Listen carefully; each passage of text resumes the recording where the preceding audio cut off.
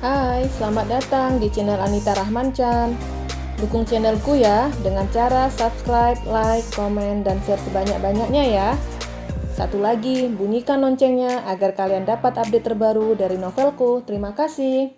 Episode 66. Menik membawa suaminya untuk keluar dari kamar pengantin. Dia tidak ingin Jasmine dekat dengan suaminya. Yang aku pikirkan ternyata benar, ucap Menik sambil keluar dari kamar pengantin diikuti Kevin dari belakang. Benar apanya? Tanya Kevin sambil mengikuti langkah istrinya. Jasmine masih mencintai kamu, ucap Menik. Sayang diam, kalau didengar dokter Diki bagaimana? Ucap Kevin khawatir. Menik melihat sekeliling taman dan menemukan dokter Diki sedang ngobrol dengan Ziko. Ketika melihat Menik dan Kevin, dokter itu melangkahkan kakinya mendekati pasangan suami istri itu. Kamu baik-baik saja? Tanya dokter Diki ke Menik. Dokter tanya saya? Tanya Menik balik. Iya, mana mungkin saya menanyakan keadaan suami kamu? Jawab dokter Diki sambil memukul bahu Kevin pelan dan tersenyum. Baik dok, jawab Menik singkat. Jasmine ada di dalam, ucap Kevin. Oke, saya mau menyusul Jasmine dulu. Dokter Diki meninggalkan pasangan suami istri itu, menuju kamar pengantin. Suami baik seperti itu masih kurang, gerutu Menik. Kamu suka sama dokter Diki? Tanya Kevin curiga. Suka dari mananya? Aku itu hanya heran sama dokter Jasmine. Matanya apa tertutup? Dokter Diki baik dan ganteng, tapi dia masih belum bisa melupakan kamu, ucap Menik sewot. Ah, sudahlah. Kita tidak perlu mengurusi mereka. Lebih baik kita bersiap untuk acara resepsi sore ini. Kevin menggandeng tangan istrinya untuk meninggalkan taman.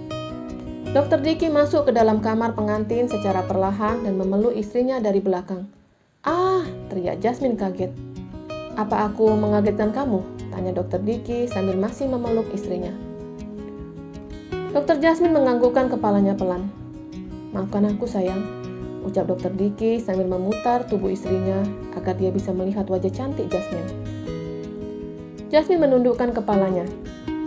Dokter Diki langsung mengangkat dagu istrinya agar dia bisa melihat bola mata indah itu.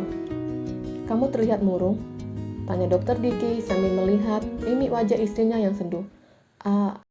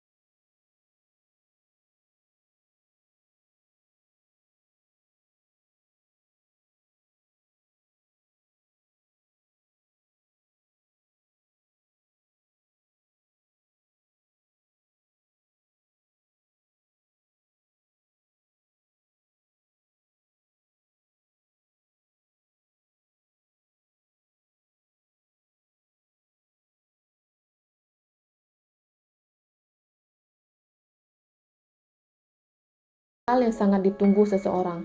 Tapi kejujuran di sini membuat Dr. Diki kecewa dengan semua yang terjadi. Pelangi merengek ke eyangnya karena tidak bisa menghadiri sekaligus membatalkan pernikahan Dr. Diki.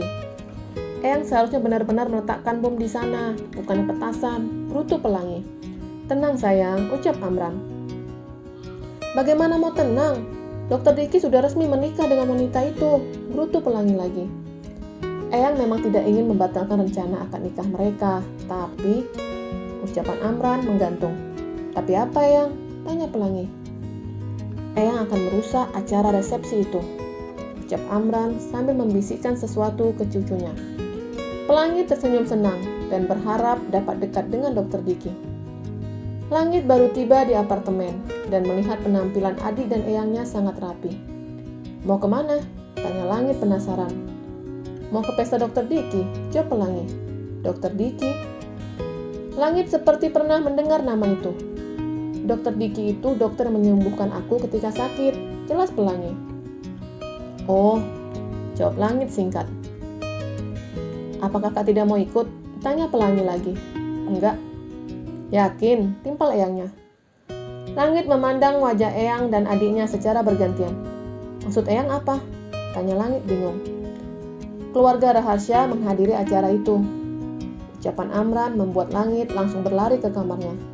Kemudian pria itu kembali keluar kamarnya. Apa kita diundang? Tanya Langit. Ini? Amran menunjukkan kartu undangan ke arah cucunya. Tunggu aku. Langit kembali ke kamarnya dan bersiap-siap. Ya, dari mana undangan itu? Tanya Pelangi bingung. Jika tidak ada undangan, kita tidak bisa masuk. Jadi sengaja yang cetak undangan ini khusus untuk kita bertiga. Jelas Amran. Taman bunga telah disulap menjadi sebuah taman yang penuh dengan bunga sakura. Pada saat akad nikah, dekor hanya dihias dengan tatanan bunga mawar di tempat acara ijab kabul. Tapi untuk resepsi dari pintu masuk sampai ke pelaminan, para undangan disuguhkan dengan hiasan bunga sakura yang mendominasi pelaminan itu. Para tamu undangan sudah memasuki tempat acara. Mereka terus menyunggingkan senyuman dari bibirnya. Serasa di negeri sakura, itu pikir tamu undangan. Cantik, ucap Zira sambil memperhatikan bunga sakura yang ada di pinggir dan di atasnya. Pintu masuk sengaja dibuat seperti layaknya sebuah terowongan dengan bunga di samping dan di atasnya, menambahkan kesan romantis. Kamu mau seperti ini? Tanya Ziko sambil memperhatikan istrinya yang terus mengagumi keindahan taman itu. Memangnya bisa? Tanya Zira. Tentu bisa sayang. Apa yang tidak bisa untuk kamu? Rayu Ziko. Serius? Tanya Zira lagi. Serius sayang, tapi apa? Tanya Zira bingung. Bukan bunga sakura. Lalu bunga apa yang ingin kamu wujudkan untukku? Bunga kantil sayang.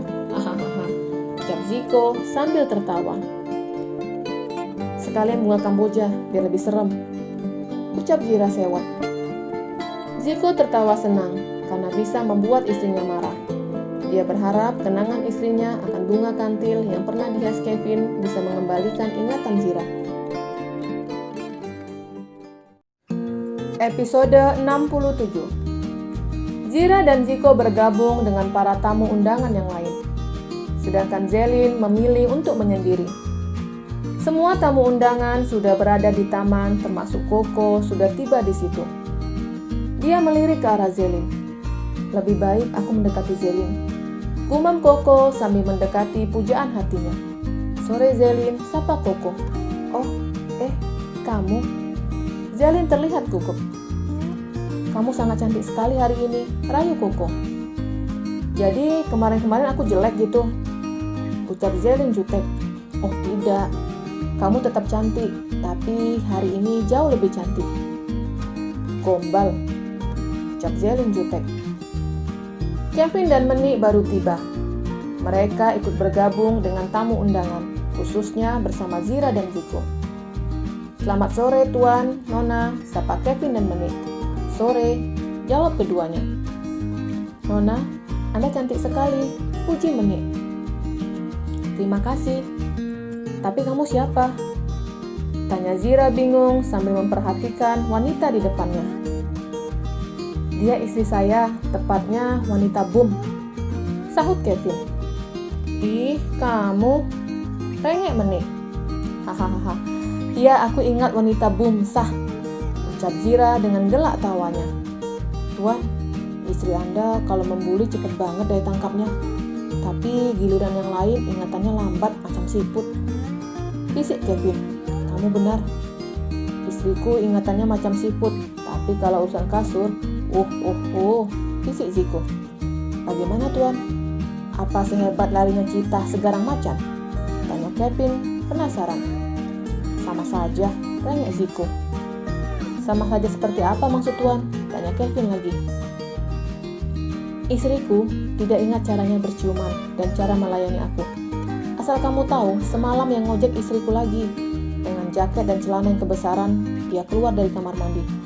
Kamu tahu seperti apa penampilan istriku? Enggak. Kevin menggelengkan kepalanya. Seperti orang-orangan sawah, ucap Ziko. Hahaha, jelek banget. Saya tidak bisa membayangkan gimana penampilan istri Anda, ucap Kevin dengan gelak tawanya. Sudah cukup tertawanya, lihat ada yang datang, ucap Menik. Ziko dan Kevin melihat ke arah yang dimaksud Menik. Kedua pria itu kaget melihat kehadiran keluarga Amran. Begitupun Tuan Raharsya dan Nyonya Amel langsung menunjukkan wajah tidak suka. Tuan, apa mereka diundang? Tanya Kevin. Mana aku tahu, aku bukan panitia, jawab Ziko sambil melihat tajam ke arah keluarga Amran. Tuan, perasaan saya tidak enak, bisik Kevin. Sama, aku pun sama, jawab Ziko. Apa Tuan menaruh curiga dengan mereka? Tanya Kevin. Bukan itu, aku merasakan kalau aku ingin ke toilet, ucap Ziko sambil beranjak menuju toilet. Oh, ucap Kevin. Langit mendekati Zelin yang ada Koko di dekatnya. Selamat sore cantik, rayu langit. Cih, ucap Zelin sambil memalingkan wajahnya dan berusaha untuk menghindari dua pria itu.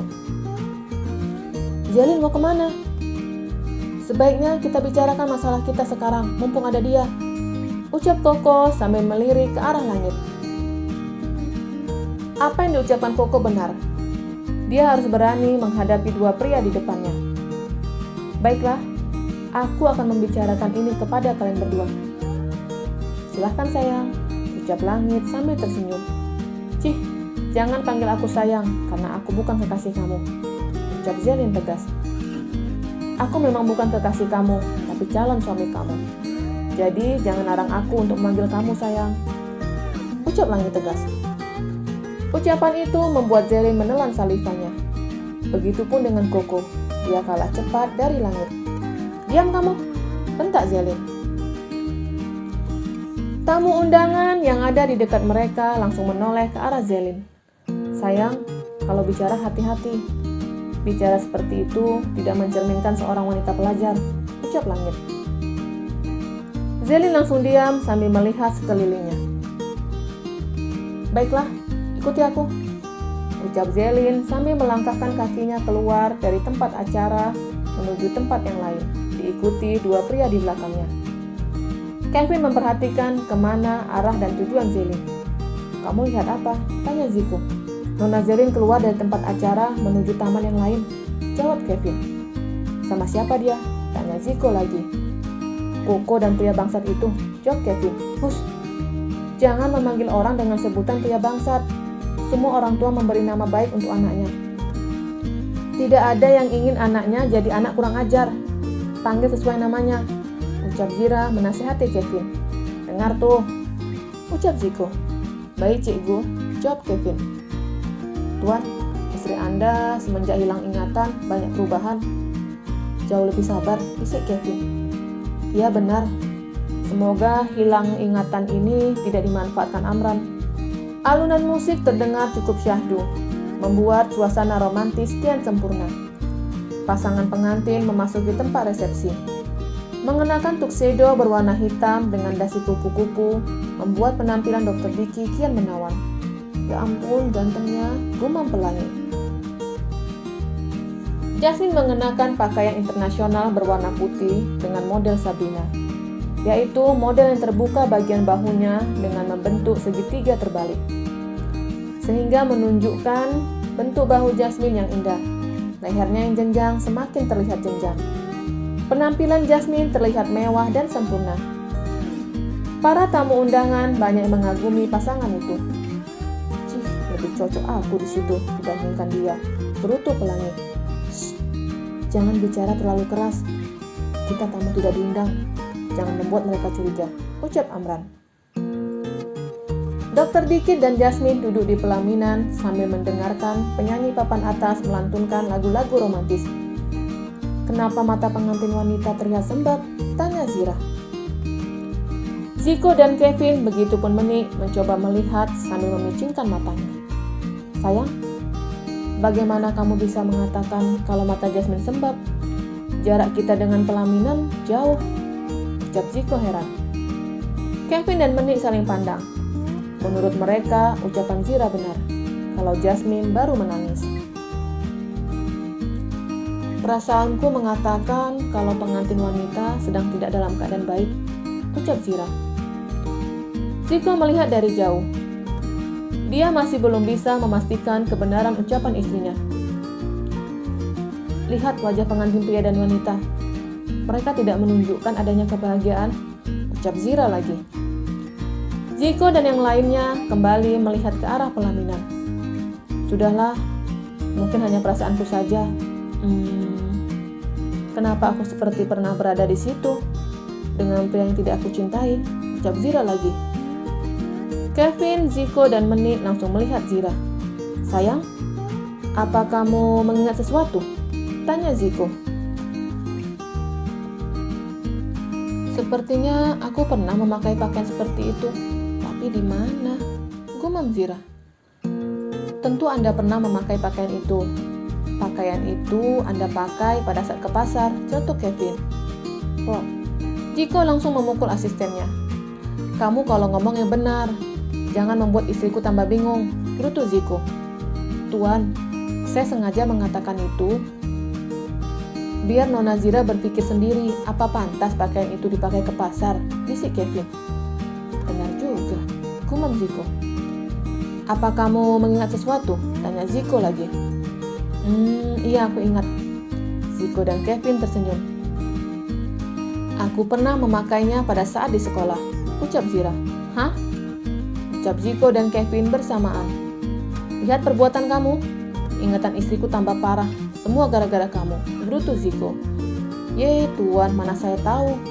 Saya rasa bau di kepala istri Anda yang longgar. Ucapan Kevin membuat Ziko memukul asistennya lagi dan lagi. Episode 68. Di luar, khususnya di taman atau kawasan yang bukan bagian tempat resepsi, Zelin dan dua pria sedang berada di tempat itu. Mereka ingin mendengarkan keputusan Zelin.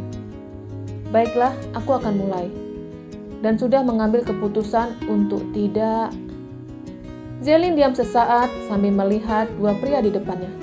Tidak apa? Tanya Koko penasaran. Tidak menerima segala macam ucapan cinta dari kalian berdua, ucap Zelin tegas. Apa? Koko kaget. Maksud kamu apa? Tanya Langit. Aku, kamu, dan kamu. Zelin menunjuk dua pria di depannya secara bergantian. Tidak ada namanya cinta untuk kamu, Koko. Hubungan kita telah berakhir semenjak hari wisudaku. Jelas Zelin. Tidak Zelin, aku tidak ingin kita putus, ucap Koko sedih. Dan untuk kamu Langit, apapun yang pernah kamu ucapkan ke aku tentang lamaran itu, aku menganggap itu hanya sandiwara kamu untuk merebut harta Kak Zira. Tidak Zelin, aku bersungguh-sungguh mencintai kamu, ucap Langit. Aku juga Zelin, aku berubah semua demi kamu, ucap Koko sedih. Zelin menatap dua pria di depannya secara bergantian. Sudahlah, keputusanmu sudah bulat. Carilah wanita lain, karena aku sudah dijodohkan dengan pria lain, ucap Zelin berbohong. Dia sengaja mengatakan agar dua pria di depannya tidak mendekatinya lagi. Itu dilakukannya karena dia akan berangkat ke luar negeri semata-mata untuk mengejar impiannya dan melupakan dua pria yang membuat hatinya berkecamuk. Apa? Ucap kedua pria itu tidak percaya. Zelin hanya menatap dua pria itu tanpa menjelaskan secara rinci. Hahaha, Zelin, itu lagu lama. Jangan bodohi aku dengan sandiwara seperti itu. Semua ini kamu lakukan agar kami melupakan kamu, ucap langit dengan gelak tawanya. Wajah Zelin langsung berubah. Pikirannya seperti sudah terbaca langit. Terserah mau percaya atau tidak, ucap Zelin ketuh sambil meninggalkan dua pria itu. Zelin, tunggu. Aku tidak akan pernah berhenti mendapatkan cinta kamu, teriak langit. Hei, apa maksud kamu? Ucap Koko marah ke langit. Apa kamu tidak dengar yang barusan aku ucapkan, ho? Sampai kapanpun aku tidak akan pernah melepaskan Zelin untuk dimiliki pria lain, jelas langit. Dia kekasihku, karena kamu hubungan kami jadi renggang, ucap Koko marah sambil mendorong tubuh langit. Langit marah dan mendengus kesal. Dia mengepalkan tangannya. Zelin mendengar perdebatan dua pria di belakangnya dan membalikkan badannya melihat langit sudah mencengkram leher Koko dan tangannya sudah berada tepat di depan wajah Koko. Stop! Teriak Zelin sambil berlari mendekati dua pria itu. Kedua pria itu menoleh ke arah pemilik suara. Lepaskan dia, cepat! Teriak Zelin. Tapi langit tetap tidak melepaskan cengkramannya dari leher Koko. Begitupun genggaman tangannya masih berada tepat di hadapan wajah Koko. Langit, lepaskan dia. Kalau kamu memukul dia, pukul aku dulu, ucap Zelin. Langit melepaskan cengkramannya dan tangannya dari hadapan Koko.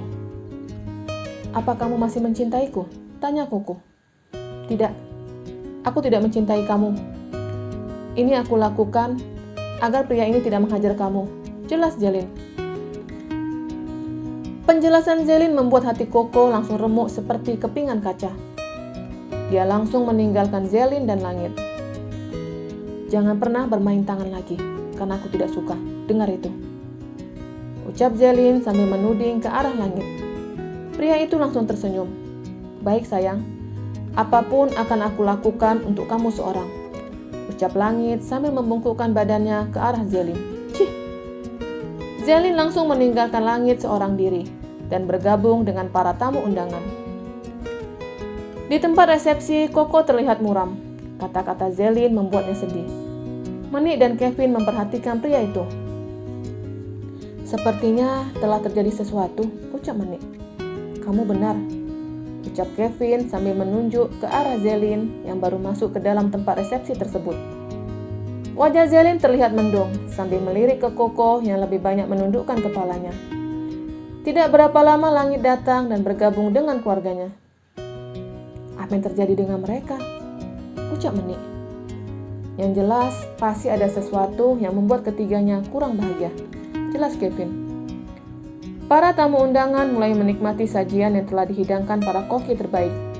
Segala macam hidangan tradisional telah terhidang di meja prasmanan.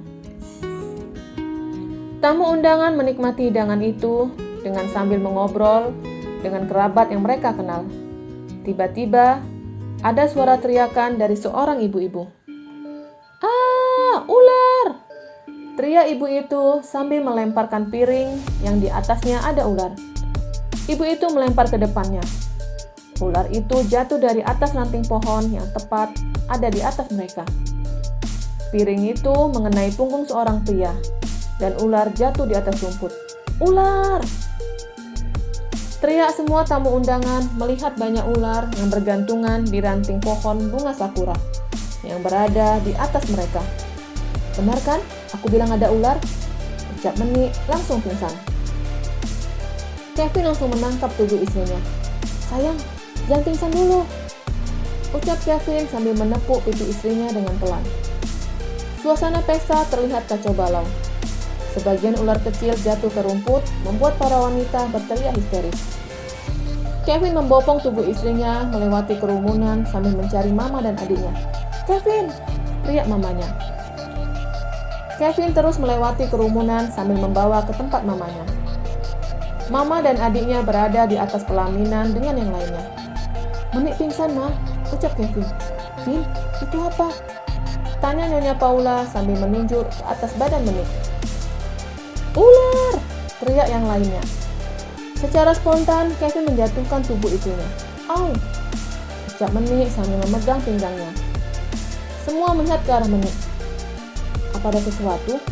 tanya Menik bingung sambil tetap duduk. "Sayang, jangan bergerak," ucap Kevin sambil mengambil sesuatu agar bisa menyingkirkan ular dari paha istrinya. Menik melirik ke pahanya dan langsung teriak histeris. "Ular!" Menik kembali pingsan. Tim keamanan untuk acara itu mencari ular yang ada di situ, dan sebagian membawa tamu undangan untuk keluar dari tempat resepsi. Zico mendekati asistennya.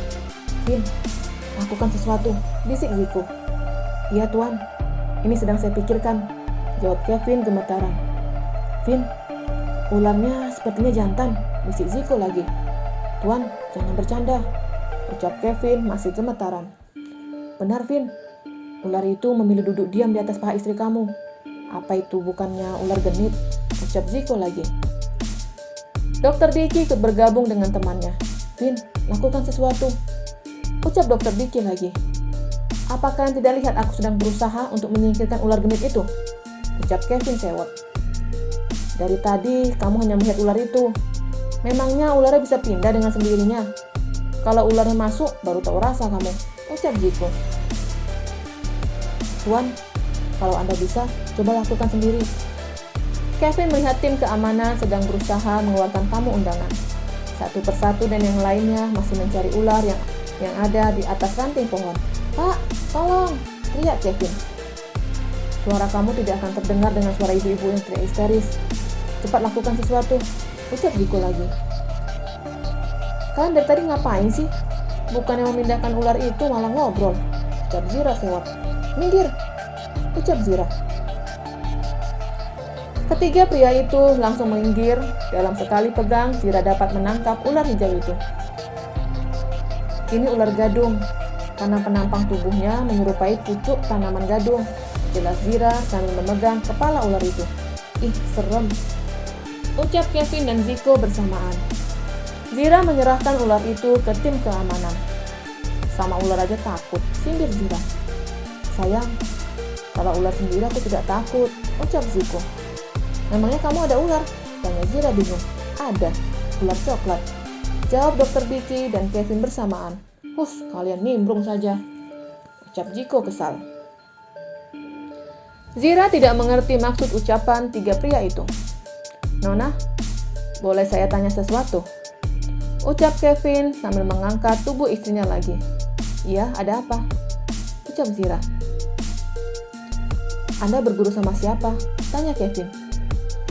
Tiga pria langsung menatap ke arah Zira. Benar juga, pasukan Avenger tidak ada yang mempunyai kuasa ular.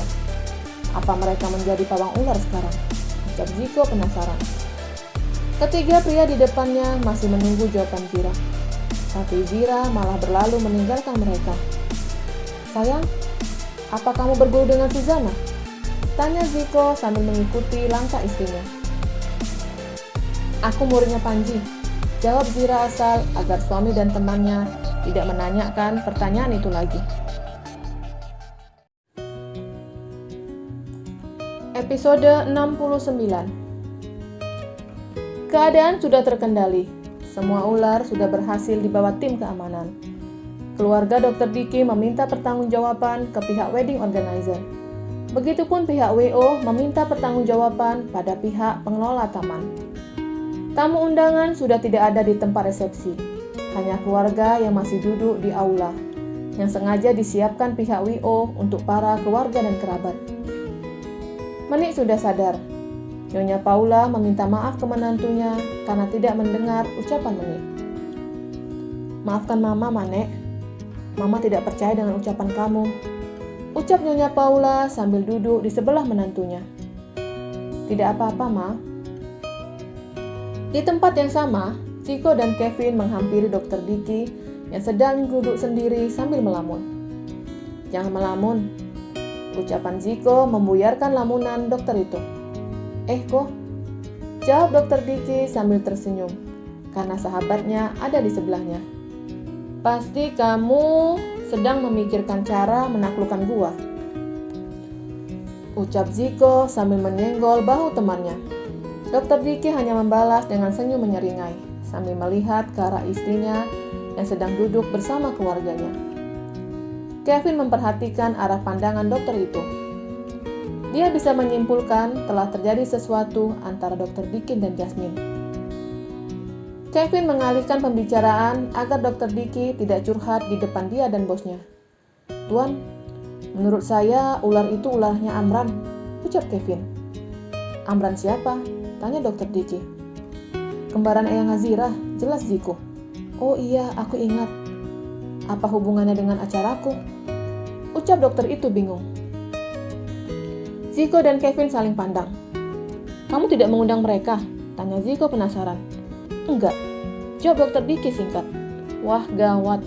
Ini memang perbuatan mereka. Mereka sengaja masuk untuk merusak acara kamu," ucap Ziko. "Apa kamu yakin kok?" tanya dokter itu lagi. "Tentu aku yakin. Aku dan Kevin tidak melihatnya ketika insiden ular itu terjadi," jelas Ziko. "Tapi apa motifnya merusak acaraku?" tanya Dokter Diki bingung. "Maafkan aku, mungkin karena kamu dekat dengan keluargaku," ucap Ziko merasa tidak nyaman karena semua orang yang di dekatnya kena imbas dari perbuatan Amran. "Sudahlah, mungkin acara resepsi ini pertanda untuk kami agar segera berpisah," ucap Dokter Diki pelan. "Apa?" Kedua pria yang duduk di samping kanan dan kirinya langsung menoleh ke arah Dokter Diki. "Maksud kamu apa, Ki?" tanya Ziko penasaran. "Aku sudah tahu kalau Jasmine tidak mencintaiku." Ziko dan Kevin langsung saling pandang. "Ah, itu hanya perasaan kamu saja." Ziko sengaja mengatakan itu agar temannya tidak memikirkan hal yang membuatnya bersedih. "Ini benar kok. Dia sudah jujur kepadaku kalau dia mencintai pria lain," ucap Dokter Diki lagi. Kevin yang berada di situ menjadi serba salah. Ziko sebagai teman bingung harus mengatakan apa ke sahabatnya. Menurutnya, Jasmine salah dalam hal ini. Mengatakan pada saat pernikahan yang membuat Diki sedih dan kecewa. "Apa dia mengatakan siapa pria itu?" tanya Ziko sambil melirik ke Kevin. "Tidak kok. Dia hanya bilang kalau pria itu sudah menikah dan tidak mungkin untuknya memiliki pria itu lagi," jelas Dokter Diki mengatakan seperti yang diucapkan istrinya. Mendengar ucapan Dokter Diki, dia bisa bernapas lega karena Jasmine tidak mengatakan semuanya. "Aku paham perasaan kamu. Masalah kamu sama denganku. Bedanya hanya mengenai perasaan. Kalau Zira dulu tidak memiliki perasaan terhadapku. Kalau Jasmine perasaannya bersama dengan orang lain. Tidak perlu kamu takutkan lagi. Kebersamaan kalian akan menumbuhkan benih-benih cinta," ucap Ziko menasihati temannya. "Beda kok.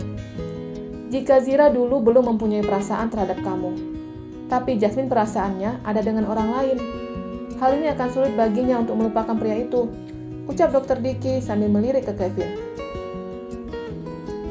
"Sebagai saudara, apa kamu pernah tahu siapa pria yang dicintai Jasmine?" tanya Dokter Diki ke Kevin. Kevin langsung menelan salivanya. Pertanyaan yang selalu dia hindari. Saya tidak tahu, Dok," ucap Kevin gugup. Dokter Diki langsung mendengus kesal. Masa lalu istrinya tidak bisa diketahuinya. "Mungkin tidak. Kalau Tante Paula atau adik kamu Jessie tahu soal ini?" tanya Dokter Diki. "Hahaha, mana mungkin mereka tahu," ucap Kevin gugup sambil melirik ke bosnya. Berharap bosnya mau membantunya dalam masalah ini.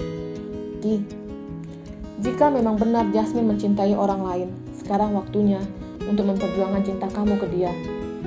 Karena cinta butuh pengorbanan," ucapan Ziko membuat Dokter Diki merenung. Cinta membutuhkan perjuangan. Menurutnya, apa yang dilakukannya belum bisa dikatakan perjuangan. "Baiklah, kamu benar. Aku akan memperjuangkan cinta Jasmine," ucap Dokter Diki semangat. "Nah gitu, semangat. Jangan cengeng. Ingat, siapa yang dulu pernah mengajariku tentang cinta? Itu kamu," ucap Ziko. "Iya kok, kamu benar. Mungkin pada saat aku menasihati kamu karena belum merasakan perasaan seperti sekarang ini. Jadi dengan gampang aku menasihati kamu. Tapi sekarang kenyataan berbalik. Tapi aku akan memperjuangkan cintanya Jasmine, ucap Dr. Diki semangat. Keadaan sudah malam. Ziko dan keluarganya kembali ke kediamannya. Begitupun dengan Kevin kembali ke rumahnya. Dr. Diki membawa istrinya ke rumahnya. Sedangkan keluarga Jasmine menginap di apartemen anaknya. Dan keluarga Dr. Diki menginap di hotel. Masuklah. Mulai sekarang, kamu akan tinggal di sini, ucap Dr. Diki sambil membuka pintu rumahnya. Jasmine hanya menganggukkan kepalanya. Dia tidak tahu harus berbuat apa. Karena kejujurannya membuatnya merasa sungkan dengan pria yang telah menjadi suaminya. Dr. Diki menunjukkan semua ruangan yang ada di dalam rumahnya, dari ruang tamu, ruang keluarga, dapur, dan kamar. Ada 4 kamar di sini, yang paling depan kamarku. Kamu mau tidur di mana silahkan, aku tidak akan melarang kamu, ucap Dr. Diki sambil berlalu meninggalkan istrinya yang masih diam mematung. Akhirnya Jasmine memilih kamar yang berada di samping kamar utama. Jasmine masuk ke dalam kamar itu dan melihat isi kamar, terutama lemari. Di mana koperku? Gumam Jasmine sambil melihat sekeliling kamar. Jasmine keluar kamar dan mencari kopernya di ruang tamu. Apa koperku masih di tempat resepsi? Tapi sepertinya tidak ada yang tertinggal, gumam Jasmine. Seorang asisten rumah tangga sedang melewatinya sambil tersenyum. Maaf, apa kamu tahu koper saya? Tanya Jasmine. Koper ibu ada di kamar bapak, jawab asisten rumah tangga. Terima kasih. Jasmine mendatangi kamar suaminya. Dia masih berdiri di depan pintu. Tok, tok, tok. Jasmine mengetuk pintu kamar. Kenapa tidak ada sahutan? Gumam Jasmine sambil meletakkan telinganya ke pintu, mencoba mendengar sahutan dari dalam. Tidak ada. Jasmine mengetuk kembali kamar suaminya. Tok, tok, tok. Jasmine kembali meletakkan telinganya ke pintu. Dan ketika dia menempelkan telinganya ke pintu, pintu dibuka dari dalam. Jasmine kaget dan tersenyum kikuk, melihat suaminya hanya mengenakan handuk yang menutupi pinggang. Bagian dadanya yang bidang dan sispek terlihat jelas. Jasmine langsung mengalihkan pandangannya. Dia merasa malu jika harus melihat bagian tubuh pria lain yang sekarang telah menjadi suaminya. Episode 70. Dr. Diki mengerutkan dahinya sambil memperhatikan tingkah istrinya yang serba salah mau melihat ke arah mana. Apa kamu membutuhkan sesuatu? Tanya Dr. Diki. Apa koperku ada di kamar kamu? Tanya Jasmine sambil melihat ke arah lain. Silahkan, ucap Dr. Diki sambil menggeser tubuhnya dari depan pintu, memberikan ruang untuk Jasmine masuk ke dalam kamarnya. Jasmine tersenyum sambil menundukkan kepalanya dan masuk ke dalam kamar itu. Dia melihat kamar suaminya yang rapi dengan dominan warna biru. Melihat sekeliling kamar untuk mencari keberadaan kopernya. Di apartemen Amran, Langit terlihat kesal dengan semua ulah Eyangnya. Semua ini rencana Eyang, iya kan? Ucap Langit marah. Apa maksud kamu? Tanya Amran seolah-olah tidak mengerti maksud ucapan cucunya. Sudahlah Eyang, jangan bersandiwara di depanku. Eyang yang merusak acara pesta pernikahan itu, benar kan? Seru Langit marah. Mana mungkin Eyang merusak acara itu? Apa motif Eyang merusak acara itu? Apa? Tanya Amran sambil melirik Pelangi. Aku tidak tahu apa motif Eyang, tapi yang jelas sikap Eyang ketika kejadian itu sangat tenang dan memaksa aku dan Pelangi untuk buru-buru pergi. Apa itu bukan sesuatu yang patut dicurigai? Ucap Langit ketus sambil melihat ke arah Eyangnya dan adiknya. Apa kamu tahu sesuatu? Tanya Langit ke adiknya. Hah? Aku? Tanya Pelangi sambil menunjuk dirinya sendiri. Iya, kamu. Hanya kamu dan Eyang yang terlihat tenang. Pelangi langsung menyunggingkan senyum di bibirnya. Mana aku tahu. Eyang, aku ngantuk. Ucap Pelangi mengalihkan pembicaraan agar bisa terbebas dari tanya jawab kakaknya. Tidurlah, ucap Amran. Pelangi langsung berlari ke kamarnya, meninggalkan kakak dan Eyangnya.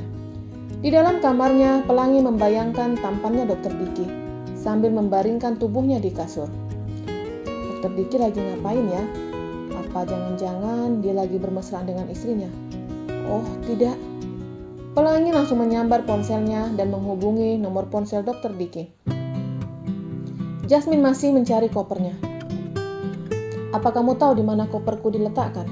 Tanya Jasmine sambil mengalihkan pandangannya agar tidak melihat bentuk tubuh suaminya. Coba lihat di dalam lemari, ucap Dokter Diki. Jasmine membuka pintu lemari satu persatu dan menemukan pakaiannya sudah tergantung dan tersusun rapi di dalam lemari. Kenapa pakaianku ada di dalam lemari kamu? Tanya Jasmine sambil memegang pakaiannya. Apa kamu lupa kalau kita sudah menikah? Jadi tidak salah kalau Bibi meletakkan di dalam lemariku. Ucapan suaminya seperti sindiran baginya karena tidak menyadari akan pernikahannya.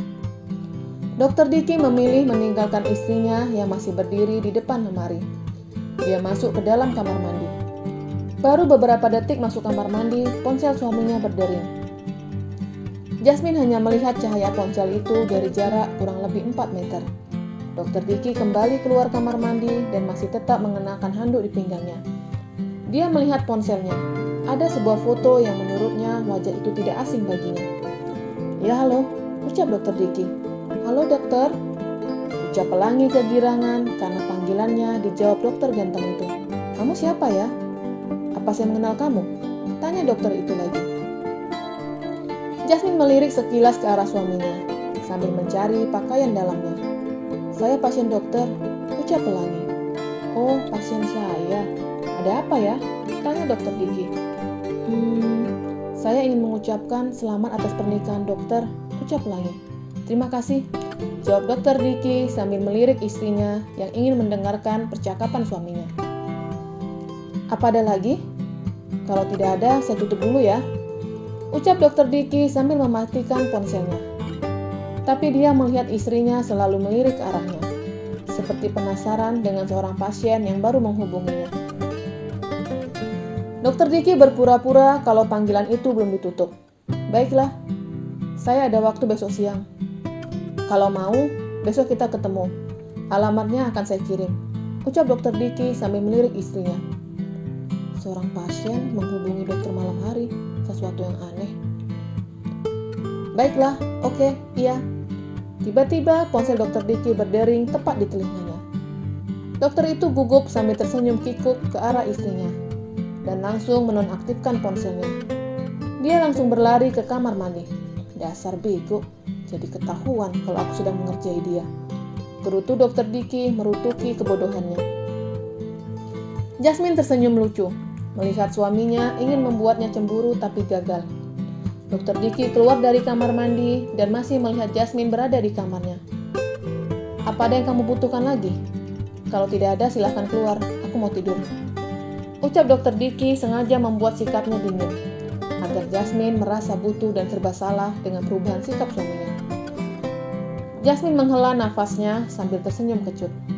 Dia diusir di kamar yang seharusnya kamarnya juga. Aku sudah mendapatkan pakaianku, tapi dalamanku tidak ada, ucap Jasmine jujur. Kamu sudah cari di semua tempat? Tanya Dokter Diki sambil berdiri di samping istrinya, tepat di depan lemari. Aroma maskulin dari tubuh suaminya tiba-tiba membuat jantung Jasmine berdebar kencang. Suaminya masih mencari di semua lemari. Dia membuka laci tempat biasa dalamannya diletak, dan tanpa sengaja dia menyentuh bra yang ada di lacinya. Ini? Ucap Dokter Diki sambil menunjuk dalaman istrinya. Punyaku, jawab Jasmine sambil mengambil semua pakaian dalamnya. Mau kamu bawa kemana? Tanya suaminya. Mau aku pindahkan ke dalam lemari kamar sebelah, ucap Dokter Jasmine buru-buru. Dia merasa aroma tubuh suaminya bisa membuatnya dimabuk kepayang. Lemari di kamar sebelah kuncinya hilang, ucap Dokter Diki asal. Dia ingin istrinya sering datang berkunjung ke kamarnya, hanya sekedar mengambil pakaiannya. Tapi tadi aku lihat ada kunci tergantung di pintu lemari, ucap Jasmine sambil berlalu keluar dari kamar suaminya dan kembali ke kamarnya. Dokter Diki langsung berlari menuju kamar istrinya. Menurutnya, kunci lemari yang ada di pintu harus segera disingkirkan. Dia mendahului istrinya dan melemparkan kunci ke bawah kasur. "Mana kuncinya?" tanya Dokter Diki sambil bersandar di pintu lemari. "Tadi ada di situ." "Kenapa bisa tidak ada?" ucap Jasmine bingung. "Semua barang kamu letakkan di lemariku. Ambil seperlunya. Aku tidak akan mengunci pintu kamarku," ucap Dokter Diki sambil berlalu keluar kamar, menuju kamarnya dan tersenyum penuh kemenangan. Jasmine hanya menyisakan satu dalaman dan mengembalikan dalamannya ke kamar suaminya. Ketika masuk ke dalam kamar itu, suaminya berbaring di kasur hanya mengenakan celana boxer. "Permisi, aku mau menyimpan ini dalam lemari," ucap Jasmine sambil menelan salivanya. Matanya seperti baru ternoda dengan tubuh suaminya. "Silahkan," ucap Dokter Diki terlihat cuek sambil menonton televisi. "Selamat malam," ucap Jasmine sambil berlalu keluar kamar. "Tunggu," ucapan suaminya membuat Jasmine menghentikan langkahnya. Jasmine melihat ke arah suaminya sambil menundukkan kepalanya. "Ada apa?" tanya Jasmine tanpa berani mengangkat kepalanya. Pinggangku sakit sekali. Bisa kamu memijat sebentar?" ucap Dokter Diki. Iya bisa," ucap Jasmine gugup. Dokter itu mendekati tempat tidur dan duduk di pinggir tempat tidur. Dokter Diki membalikkan badannya seraya tersenyum. "Aku harus membuat kamu jatuh cinta dengan sendirinya. Sepertinya aku harus belajar diriku." Bersambung.